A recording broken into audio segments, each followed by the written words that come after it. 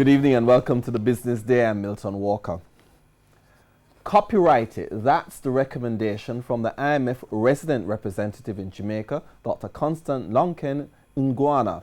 He says the government should consider putting its stamp on the concept of the Economic Program Oversight Committee, EPOC, as other governments race to adopt and implement the idea in their own countries. The Economic Program Oversight Committee, EPOC, was established in 2013 to monitor the implementation of Jamaica's economic reform measures under its agreement with the International Monetary Fund.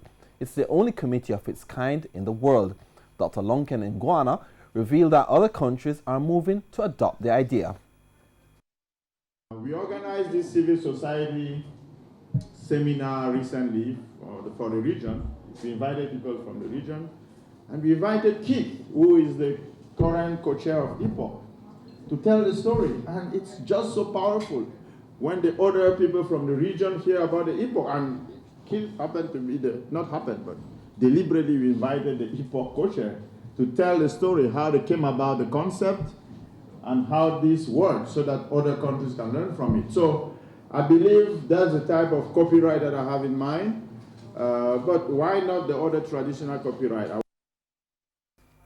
Meanwhile, currency trading ended today with the US dollar selling for $137.02. That's the highest average price for the greenback since mid-May. Since the start of this month, the dollar has lost 4% of its value. The Canadian dollar closed at $106.26.